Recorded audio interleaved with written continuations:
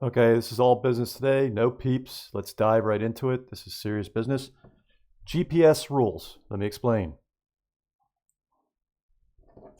Ray has been making the rounds lately, much to the chagrin of the Coburgers, cult of Coburger, who have thrown him to the curb and thrown all his babies out with that bathwater. I'm not going to throw out any babies with any bathwater. That is a principled approach on my part. I want to salvage the babies. And the irony is, many of the people who do that are anti-abortionists, yet they throw babies out with bathwater daily. Not me. These babies are too valuable. Is Ray slippery? Probably, yeah. Like I said, he's slippery. But does that mean that he's lying at all times or being deceptive at all times? No. And this may be one of those times. So when I hear GPS data, you know this from my earlier iterations as Get a Clue or the couple other iterations that I had, that I always touted GPS data. GPS data does not lie. Versus cellular tower data, it does not lie. Cellular tower data, to make sense of it, you have to interpret it. It's interpretive. Anytime you're interpreting anything, it is a subjective exercise. There's no subjectivity when it comes to GPS. It's just pure fact. Pure fact. That's what I love about it. It's not open to manipulation, i.e. interpretation. So, pursuant to that, we've covered this a little bit already. I'll cover it again, but I want to speak to this because a lot of people are conflating this or they're just dismissing it outright, and you can't. Ray says something here that's very important, very important.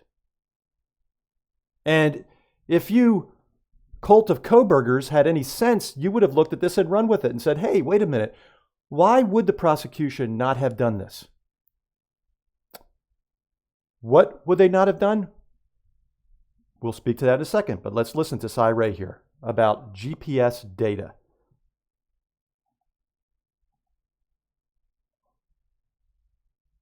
The prosecution didn't get the convicted killer's movements right, and he joins me now. Ray, thank you so much for taking the time. Appreciate it. Thank you, sir. I appreciate it. So to put it into perspective for anybody who didn't follow this case, the prosecution was prepared to present cell phone evidence that his phone went dark before the murders, Wi-Fi cellular data was shut off, turned on after the murders, and they would say that when you turn it on and off, they could track him leaving his residence and then going back to his residence. Where do you say these AT&T data records and the way they're studying it is wrong? Yeah, I think the first part of this is they only looked at a portion of it. So instead of looking at 90% or 100% of the records that were provided, what was mapped and actually disclosed as work product was closer to 8%. And these gaps, when you fill them, tell a completely different narrative. When the phone was turned off, it was still in Pullman. He was not eastbound. He was not driving to Moscow. How do you know that? How do you know that? Well, number one, they got the time wrong. They said the phone disconnected from the network at 2:47. It really disconnects from 2:54. And I realize that's only a difference of 7 minutes. But the cell site that the phone is using at 2:54:45 that morning is the cell site that provides coverage to the Coburger apartment at that time. So it's using a smaller cell site that actually provides coverage to the place that he lives. It's his primary cell site. But just to jump on that, so let's say they got that wrong. Does it still come back on its... So here, I'm going to say something about that. I think he's incorrect when he says this. He even goes further when he elaborates about that cell site that covers the Steptoe apartments. And he makes the claim that Brian Coburger is still in his apartment when that gets powered down. You don't know that for a fact. That coverage, and he even mentions that coverage of that cell tower, does cover a bit south of Steptoe apartments. It's a smaller site, so it doesn't cover as much, but it covers the Steptoe apartments. He's not going east. And he's not going substantially southeast. But he's in the coverage area of that cell tower that covers the Steptoe apartments. So he theoretically could be a minute or two just south of the Steptoe apartments when he's like powering down the phone. It's in close proximity to the apartment complex, very close proximity, but he very well at that time could be on his way to Moscow. And yet we just heard Cy Ray said he's not on his way to Moscow at that time. He's at his apartment powering down. That's not true, Cy. He could actually be on his way to Moscow at that time, taking the back route that Gray Hughes shows, and I'm going to show it too in a video to come. I will show you. And it makes much more sense if he's maybe a minute or two traveling to Moscow on this specific route that avoids cameras. So it skirts Stadium Way and travels the east side of Stadium Way. It's never going on Stadium Way. Travels by the airport to 270. And it would explain Floyd's cannabis shop and the white vehicle being BK's vehicle. It's perfect timing, actually. So he's a bit wrong in this, but I believe him about the 254. I absolutely believe him about that. I think that we now know that they were trying to force fit this for probable cause affidavit purposes and even thereafter. And they were, at that time trying to make suspect vehicle 1, what they thought was suspect vehicle 1 at Nevada and Stadium Way, be Brian Koberger's vehicle. We now know it wasn't. And they were matching those cell records to that. Now we know that that's not a match at all. Brian's 8458 phone is not associated with that vehicle at all because it had 5 legs and it wasn't Brian Koberger's vehicle. So that's all out the window. So I believe what Cy Ray's saying here about 254, him being within the vicinity of the tower that covers Steptoe Apartments. I believe that part.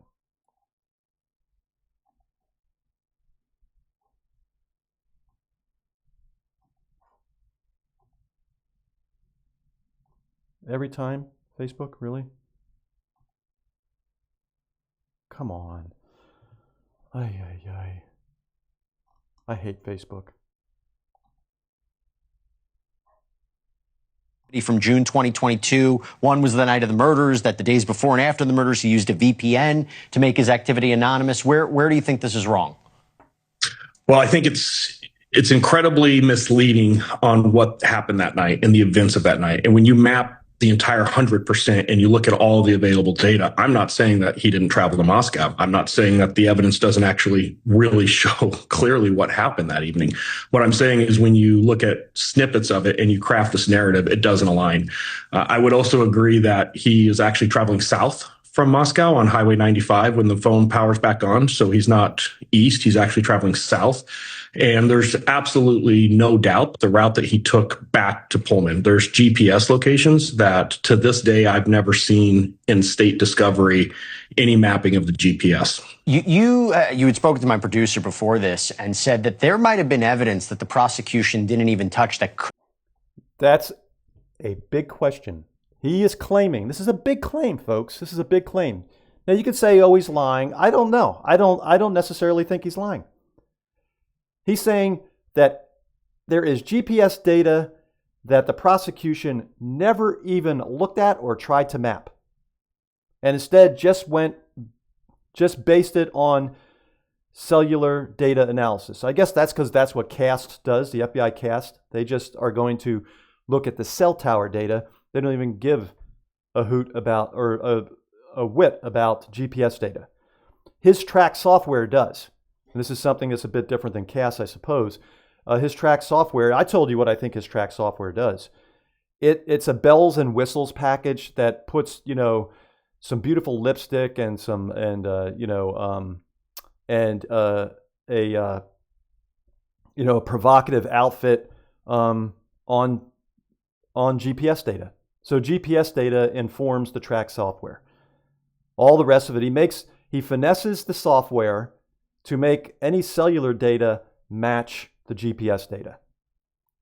So what do we have there? The common denominator there is the GPS data. It rules. What happens if you don't have GPS data? Well, then it's shit.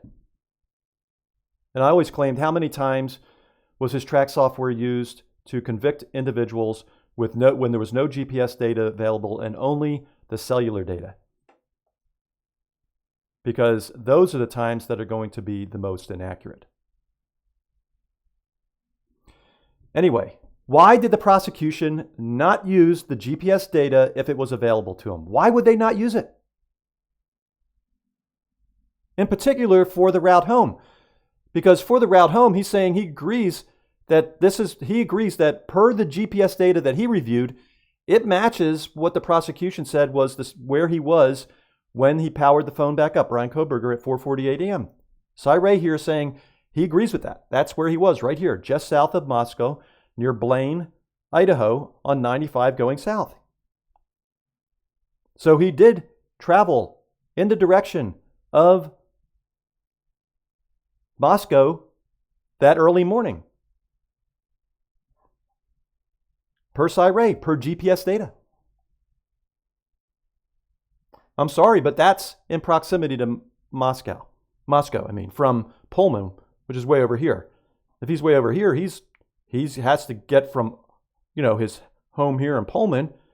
He's got to get over to here somehow. That means he'd be traveling in the direction of Moscow. This is not Wawaway Park.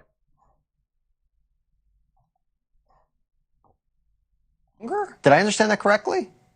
Yeah, 100%. And it's staggering to me to think about the fact that this has never been brought to light. There is GPS locations that was provided in this case by AT&T, and when you GPS locations provided by AT&T. Keep that in mind.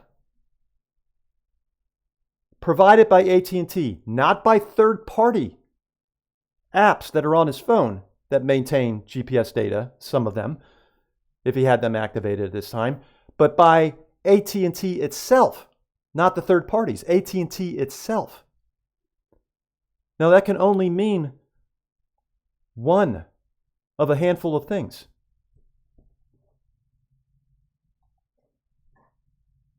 As you turn by turn his route home that night, the dirt roads that he took, you can get his speed. You can get when he comes to a T intersection, if he turns left or right. There's absolutely no doubt. It perfectly aligns with the video of when his vehicle returns to the campus. More importantly, and this is important. So he's saying GPS data exists that shows all the dirt roads he took. So if you remember this route, this was not dirt roads. And it's ridiculous of the prosecution. I don't know if they were reworking this part of the narrative for the case against Brian Koberger that they were going to present at trial. But this was just simply somebody saying, well, if I was traveling this, I would travel down all these highways and these highways over and then these highways here. And that would have been his route. And we'll just make say, well, he had to be here to hit this cell tower and he had to be here to hit this tower because these were all the defined roads. When actually Cy Ray is saying the GPS data exists all the way home from here once he powers it up. And it's not taking these established highway routes. It's taking dirt roads and left and rights at intersections out in the deep heart of the country here. So it's more like he's here and then he eventually goes off-road and he's all on these dirt roads all in here. Okay, all on these dirt roads in here until he gets back on this highway or he gets back on over here and comes back to his house. So who knows where all in here he was. But let's put it this way. Anywhere in here could have been where he dropped the knife and the sharpener. Anywhere in here could be where he put it. Could have gotten rid of the sharpener, the next day. Who knows? He could have just put it in his dumpster, in his trash, and it had been gone. So maybe go look at the landfill, see if you can find that sharpener. Anyway, so it's not this route at all. What Cy Ray is saying, they just made this shit up. The GPS that he's looked at, why the prosecution wouldn't look this? Well, it's a great question. If they were, we don't know. Maybe they did relook at it and they were going to use it for trial, but we don't know. But he's saying this GPS data exists that marks him down to the meter. Is that accurate? What intersection he was, whether he took a left or right. This is fantastic. This is great. Let's listen to what he says further. For most of your viewers, is he repeats that pattern the next night.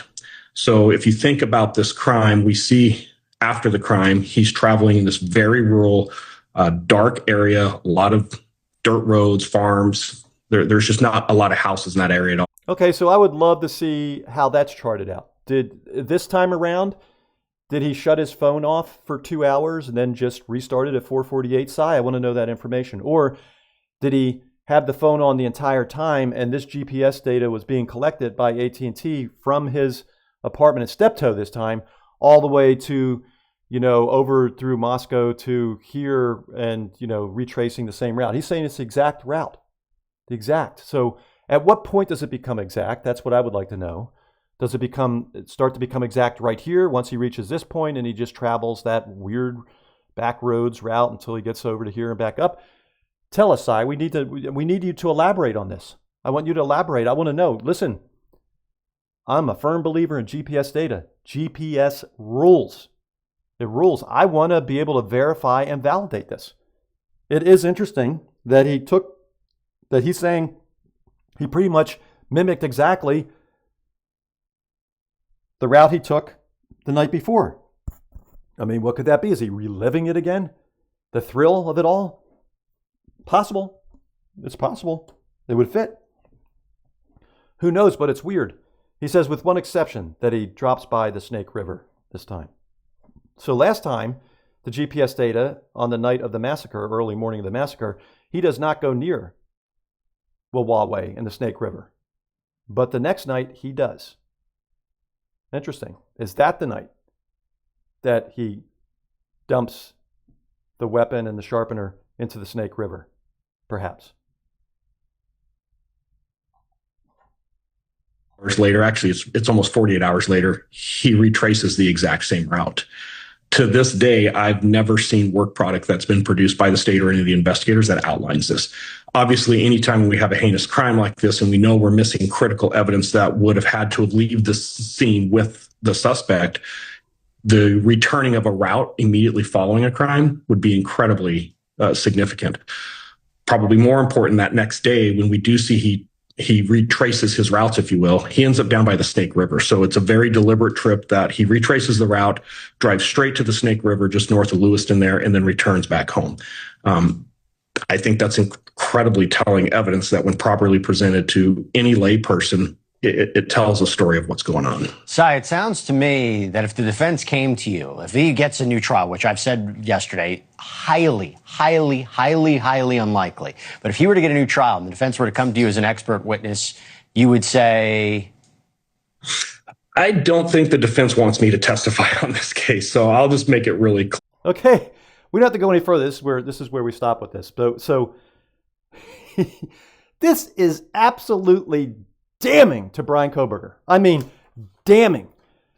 Now, if you couple this with they have an abundance of his bodily fluid cells on the knife sheath, so much so that they have this bountiful sample of DNA from which to perform STR testing and SMP testing multiple times from this sample of DNA extracted from the knife sheath, coupled with him purchasing an Amazon, a K-bar knife just months before traveling to Washington State University, and a sheath and a sharpener that he cannot produce.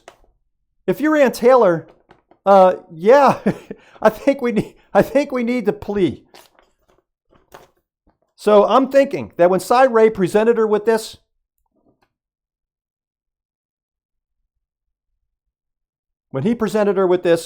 she was like, we're toast. He's toast. There's no way to overcome this. He's toast. She had to assume at that point that even though for probable cause affidavit purposes, they didn't submit this or review it, that now they are. Because remember, the defense has to turn over discovery too.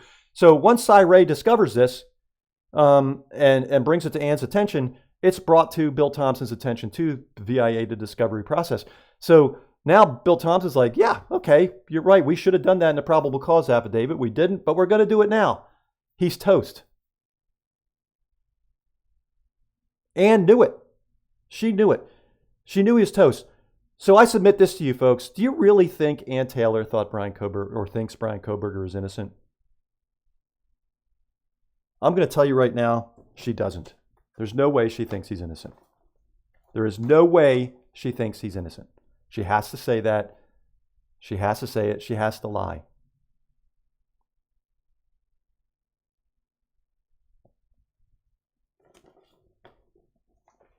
You know, people are claiming, Turvey claiming that she hasn't communicated with him since the plea agreement when he's been in jail.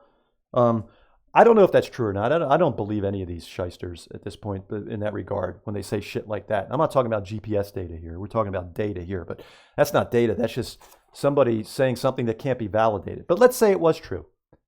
That means she thinks he's guilty, folks. If she thought he was innocent, she would have empathy for him and feel bad about it, and she would, be reaching out to him and say, how are things going? I mean, if she didn't do that, she clearly thinks he's guilty. Anyway, this is different. What he's talking about here is after the massacre, all right? Now, with Brian Entin, the interview with Brian Entin, he talks about before the massacre, the months preceding the massacre. So we're going to listen to him in a second, all right? But first, I want to show you what he's talking about. This is the affidavit. And so he's speaking to this in the Brian Entin interview. He's not speaking to after the massacre, he's speaking to in the months prior to and Brian Kohberger's activity, and was he potentially stalking the victims? Now, I know Bill Thompson, you all said, Bill Thompson never said he was stalking the victims. Well, Bill Thompson could say what he wants, but they intimated it in the probable cause affidavit. Now, they didn't do their due diligence and go out and try to corroborate this, but they implied it in the probable cause affidavit that he was potentially stalking the house and or one or more of the individuals within the house. And why do I say that? Well, because it's clearly this is the implication of this. Payne says on December 23rd, 2022, pursuant to the search warrant, I received historical records for the 8458 phone from AT&T from the time the account was opened in June of 2022. After consulting with CAST, I was able to determine, or the CAST special agent, I was able to determine estimated locations for the 8458 phone from June 2022 to present, the time period authorized by the court. The records for the 8458 phone show the 8458 phone utilizing cellular resources that provide coverage to the area of 1122 King Road on at least 12 occasions prior to November 13th, 2022.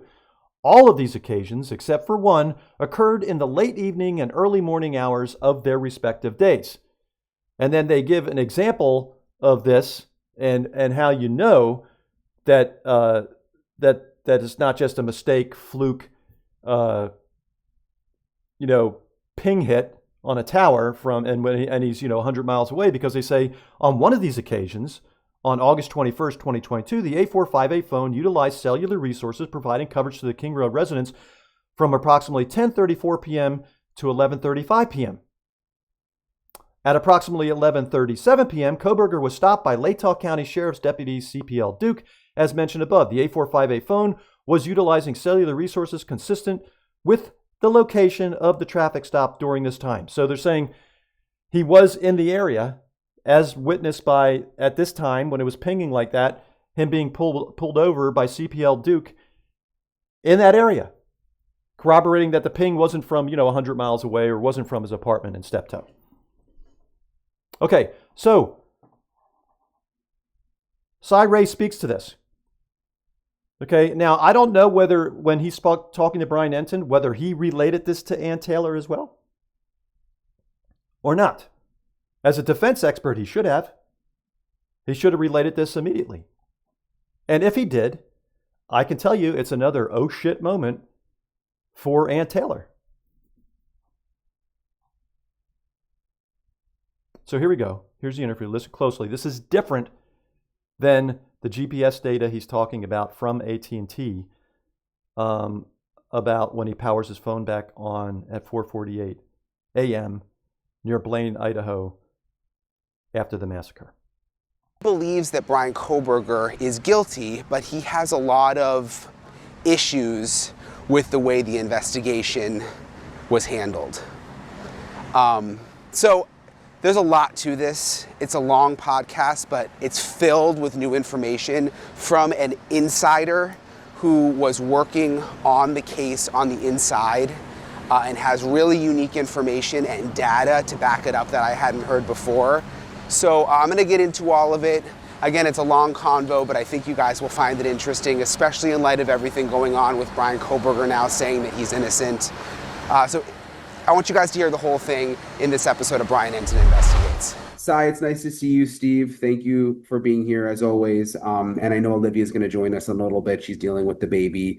But I wanted to continue this conversation from the time you just had on News Nation. And I know, Steve, that you and Olivia wanted an opportunity to be able to talk to Cy about some of the information that he has since he was a defense witness for Brian Koberger. I just wanted to ask one question before I throw it over to Steve, though, and it kind of plays off some of what you said on News Nation, Cy.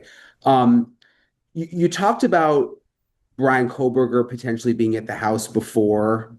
Can you elaborate on that a little more? I mean, are you able to, and I know it's not exact, but are you able to say whether he was actually inside the house?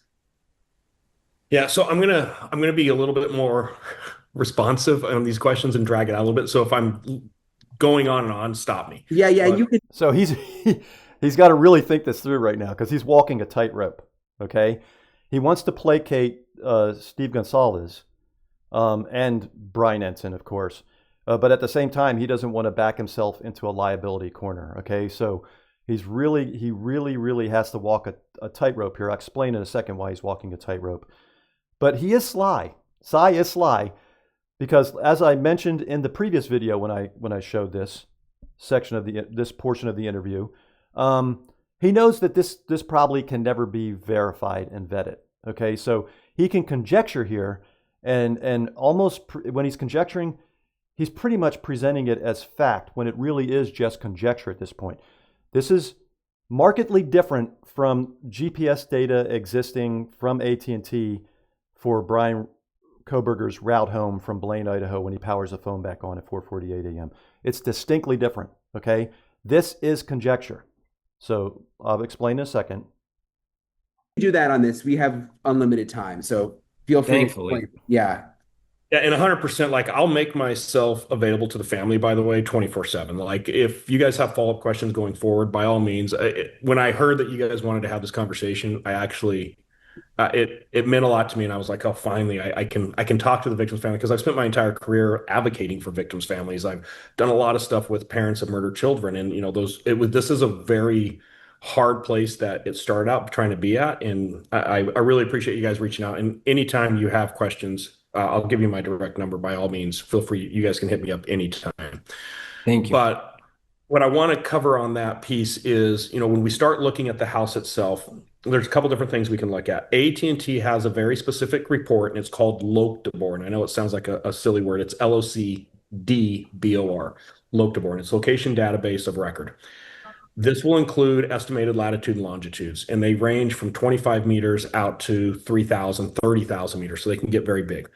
Historically, there's accuracy issues with this report. So if you just take all the data and you throw it on the map and you think that's accurate, you're going to have a lot of problems. A really good example in this case is there's a time when Brian goes up to Seattle, and one of his Loctobor hits shows him in New Orleans. So that gives you an idea of the accuracy issues.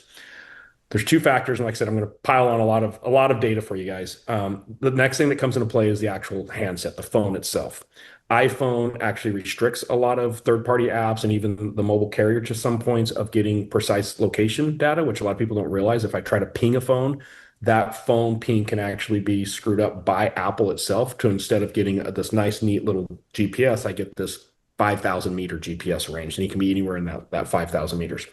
Samsung, on the other hand, is a very chatty phone. It's preloaded with all kinds of silly apps and ridiculous monitoring. If anybody's ever had a Samsung, when you first power that thing up, like there's 100 apps on that thing.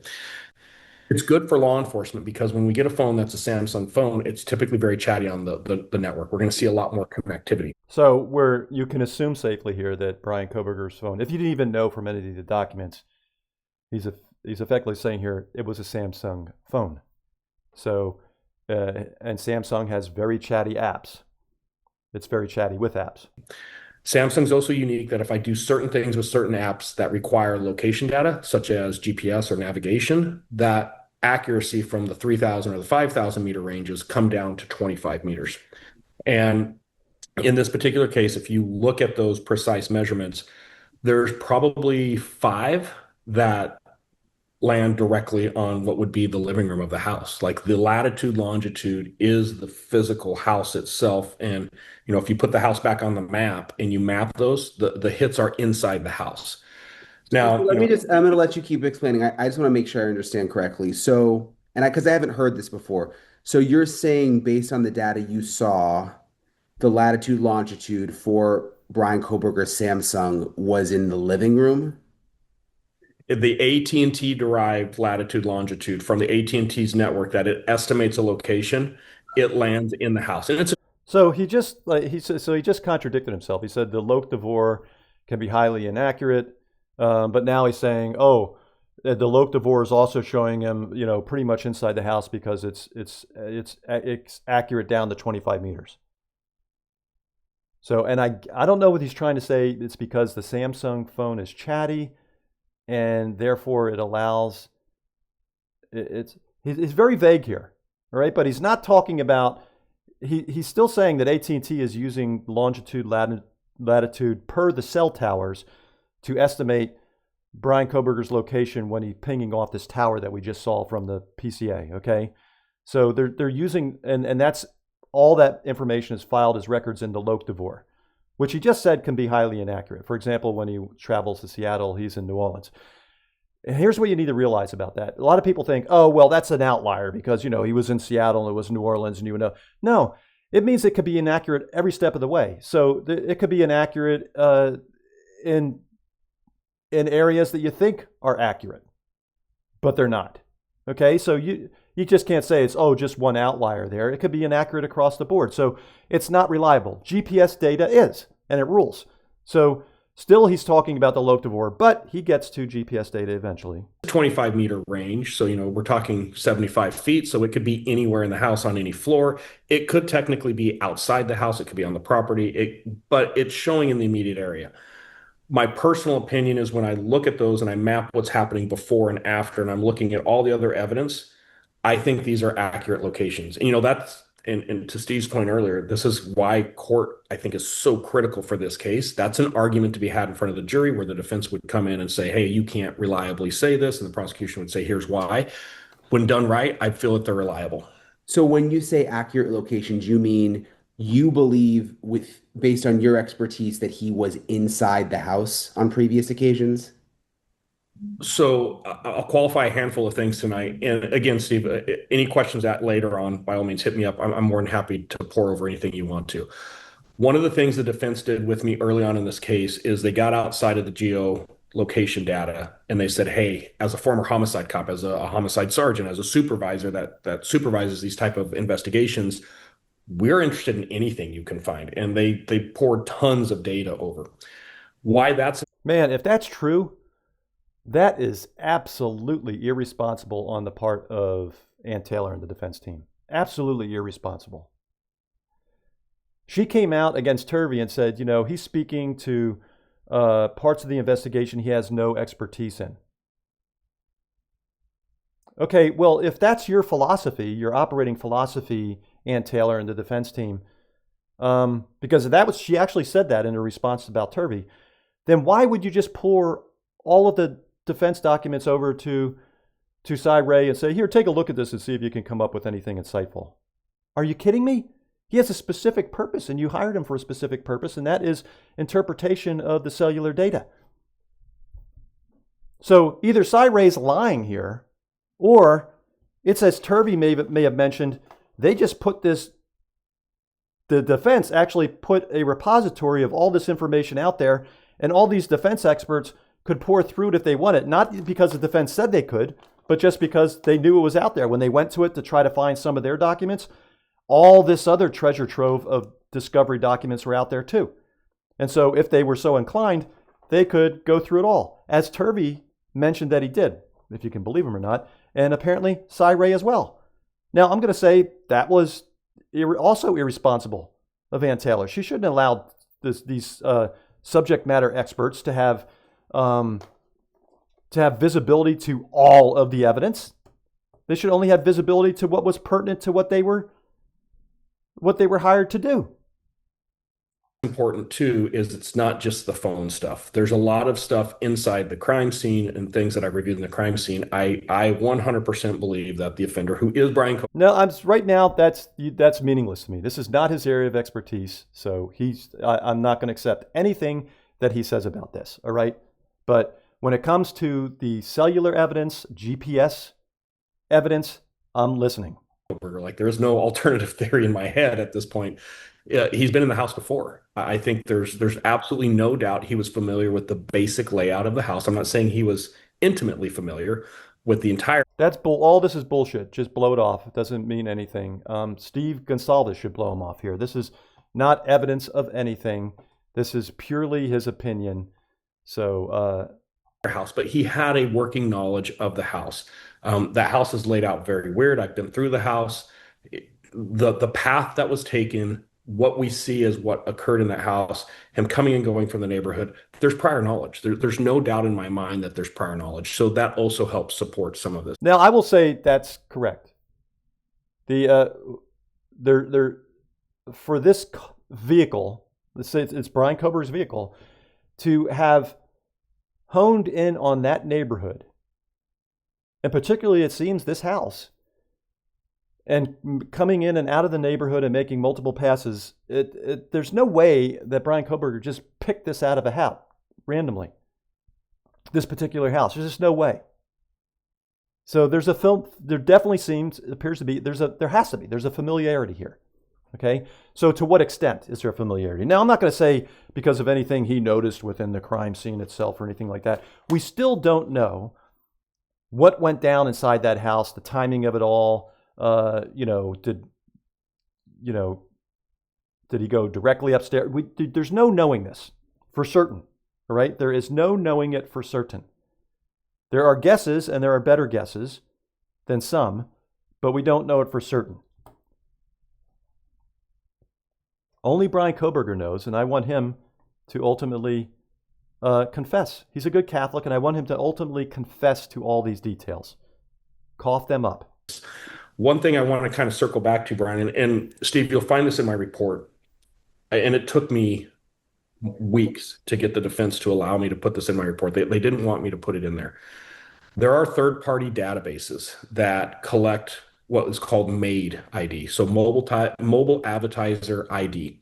And you guys have all experienced this where you've searched for, I don't know, a pair of shoes. You've Googled a new pair of shoes you think you wanted. And then 2 days later, you're surfing the internet and some ads are popping up for those shoes. That's based on your mobile advertiser ID.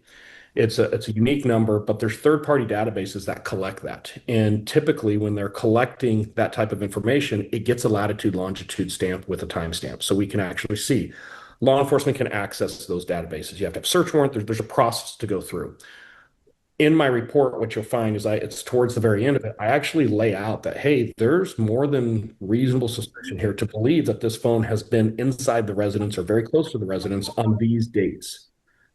Typical criminal investigation, we would go look at these third-party databases, pull all the mobile advertiser ID data from those dates. Forget the 13th. His phone is off. We're never going to get his phone in or near the house on the 13th, and that's where all the focus was. But if we go back to pattern of life and we pull these other dates leading up to the crime, I feel incredibly confident that they're going to get precise GPS. Now I'm talking 3 meters, so now we're talking less than 10 feet.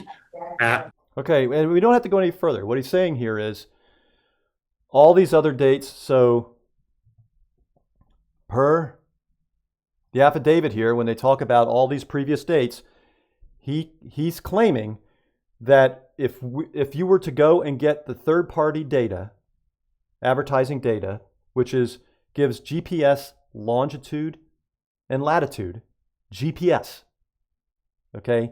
Third-party data with the third-party data has these GPS coordinates that those are so precise, he's confident that it will show that he was actually in the house. Now, this is pure conjecture. He doesn't have those records. And he said he brought this up he just said, I brought it up to the fence and they didn't want to hear about this. They just, dismissed it or didn't follow through with it. In procuring this third-party data with precise GPS location coordinates. Wrap your head around that, folks. Wrap your head around that. The defense was not interested in verifying this or refuting it. If you believe in Bryan Kohberger's innocence, then you believe that he was never near that house, that he didn't know these victims, that none of that. He had no association with this whatsoever. So wouldn't you want to go out of your way to prove that in at least one instance here, one dimension of this, you could say he was never near that house? And so therefore get Cy-Ray to procure that third-party GPS data so you could prove, see, when they were saying he was here, he was actually here. And the GPS data proves it. He was not anywhere near the King Road neighborhood of that house. But the defense didn't. They poo-pooed Cy-Ray. They did not follow up on it. They didn't want to have anything to do with it. Why? There's only one answer, folks. Because the defense knows that Bryan Kohberger is guilty. That's why. They know that that third-party data would have proven that he was right outside the window of the house or in the house itself, like Cy-Ray is saying. Now, what Cy-Ray is saying is conjecture, for sure, because we don't have the record, so we don't know for sure. And by him conjecturing now, he's fairly certain, or he's certain that this would put him in the house. Well, it's easy for him to say now and get in Steve Gonsalves' graces, because that data, I can assure you, probably no longer exists. We're talking 4 years now. When he came on board with the defense, though, it probably still existed, and the defense did not follow through with it and get it. And then a better question would be, that's discovery at that point, is it? I don't know. Maybe that's one of those things they could keep secret from the prosecution. But also it does beg the question, why wouldn't the prosecution go a step further and procure that data as well? Right? Were they scared about their narrative? I think they were. I think they were nervous about their narrative. I think they knew their narrative was tentative and inaccurate. They knew it was Bryan Kohberger, but they didn't know the specificity of it. And so this would undermine their narrative and the credibility of their narrative if they were to go and try to procure this data and it didn't prove what they thought it might prove, and therefore it becomes discovery to the defense and something the defense could say, see, they didn't. So, it's a big game of deception. Anyway, so Cy-Ray is being sly here. He knows that he can get in Steve Gonsalves' good graces and conjecture about that he really feels confident he was in the house, when knowing that he could never be verified or vetted on that proclamation because you're never going to get this third-party data now, GPS coordinate data. Now, that being said, I will conjecture with him as well. I'll conjecture and say I believe him. I agree with him. I think it will show that GPS third-party data, if it exists. Now remember, he has to have some apps going in the background. But there'd be no reason for him to even think that way then, because he may not have made his mind up then that he was going to do this to these people. It might have just been starting to percolate. So he wouldn't have been hiding his trail then. So if there are any third-party apps like that, they would have been collecting that data. So if that data exists, I think I would conjecture, like Cy-Ray is saying, it very well will put him very close to that house, like right outside of it, in the King Road neighborhood for sure, and maybe even inside the house.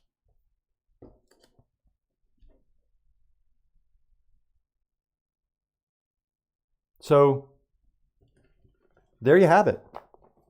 GPS rules. GPS rules. I think Ant Taylor knows that Bryan Kohberger is guilty. I think Bryan Kohberger knows that Bryan Kohberger is guilty. I think the only ones that think that he's not guilty are his family. And that's sad. It's sad. That's sad for them. That's tragic. That we understand psychologically why this happens and occurs. But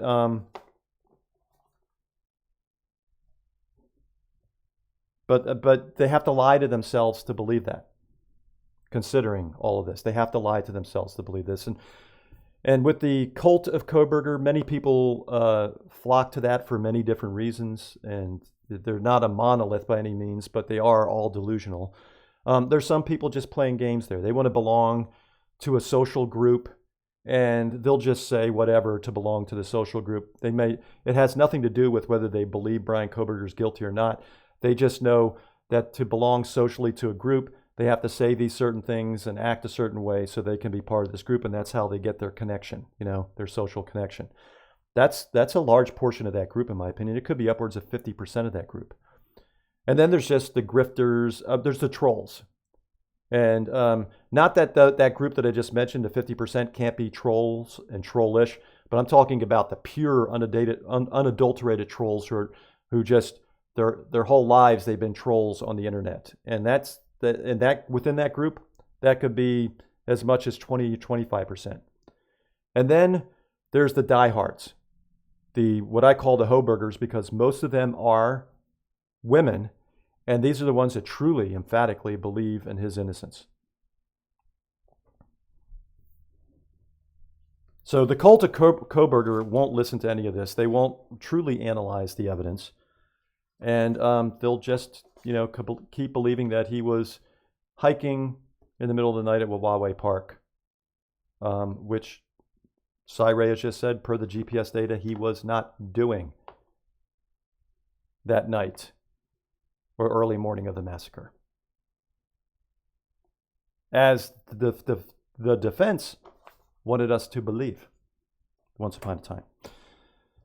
Not anymore. So anyway, yeah, that's it. I need to clarify that and get all that out of the way. And it's all about clarifying, folks, evolving, assimilating the facts.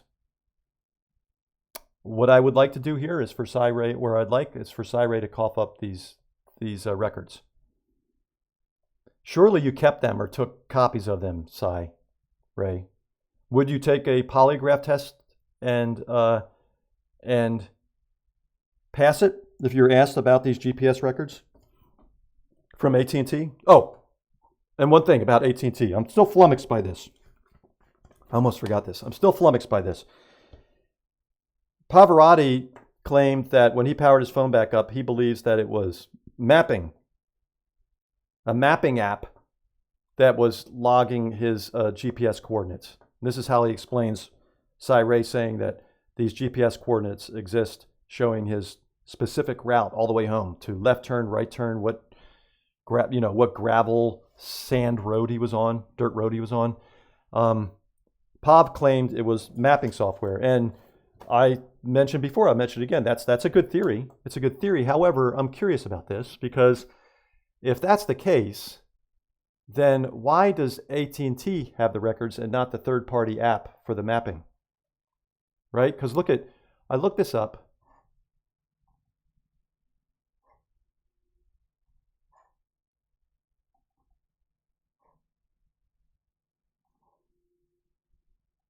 So I looked this up, and it says AT&T does not continuously track your everyday movements using active GPS coordinates for general network operations. Instead, the network tracks your device's connection via a cell site location information, CSLI, triangulating your phone's distance between nearby cell towers, which is less precise than GPS, and that's that Loc Devore file, okay? However, AT&T can and does access GPS data under specific circumstances, only in specific circumstances, folks. So when AT&T uses GPS tracking, it uses it for opt-in services. If you use optional family tracking tools like the AT&T Secure Family app or built-in location sharing features, the service will request and use your device's GPS data for pinpoint accuracy. So did Brian Koberger have AT&T Secure Family on his Samsung phone? Did he? I don't know. The question arises, if he did, then why would he not have had that in the time period prior to him powering down the phone at 2:54 a.m.? That same GPS data should exist from before that too. In fact, that same GPS data should exist showing him in the house rather than going to a third-party app to get the GPS data. This AT&T Secure Family would have just shown him in the house at these various times. Unless you can toggle that on and off, the AT&T Secure Family. Like you can do that with 360 Live. You can go in and tell the app, I don't want to share my location services at this time. So, but if that's the case, you should be able to see that, like from the app. You should be able to look at the records and say, hey, he shut off, tracking his location at this time, and then he went in and toggled it back on at a certain other date. You should be able to tell that. So I don't know. It seems like probably it's not this, okay, but it certainly can't be the next two either. Emergency calls. By federal law, when you dial 911, your phone utilizes handset-based GPS or network hybrid data to relay your precise coordinates to emergency responders. Well, he wasn't accessing 911 at that time, any of these times, so it's not that. They only do that then. And then network troubleshooting and legal requests. AT&T logs general cell tower connection data for up to 5 years for network maintenance and will supply location data to law enforcement as presented with a valid warrant or subpoena, but that doesn't have anything to do with this. So I'm curious, Cy-Ray, how could AT&T have this GPS data? Was it AT&T Secure Family? That seems to be the only way. And if that's what it is, then wouldn't that data exist all the time when he had his phone on? And if so, then that should show him right in the middle of the house, right? And those records would come straight from AT&T. Or can you shut off your location sharing whenever you feel like it within that app? That AT&T app. And that's why AT&T would have the GPS records. I don't know. So, Pav had a good theory, but I'm going to say I doubt that it's that. I'm not saying he didn't use maps to find his way home. I'm sure he did, but that GPS data wouldn't reside with AT&T then. It would reside with the third party that is providing the map software. Whatever that is, Google Maps or whatever. Google's a third party. So if he's using Google Maps, it's going to show his location. Unless there's some other mechanism in play here that I don't know about. But I don't think so, because AT&T doesn't want to be accumulating GPS data on everybody all the time. They don't. It's just, remember, data is expensive these days. Maintaining data and holding on to data is expensive. I mean, look at all these data centers. Companies don't want to just collect every especially companies like AT&T that are providing cellular services. They don't want to collect every freaking ounce of data on you all the time for all customers. I mean, that's a huge data burden. And they even said they don't want to be in the business of this tracking business with law enforcement. They don't like it. They don't even want to have to go there. So I don't think they would be clandestinely logging everybody's GPS data without letting anybody know and keeping it on hand. That's a huge data burden. Why would they be doing that? What's the payoff for them? So, yeah, Cy-Ray, I'd like to see that data from AT&T. And that's it for now, folks. Till next time, take care, peeps. Bye.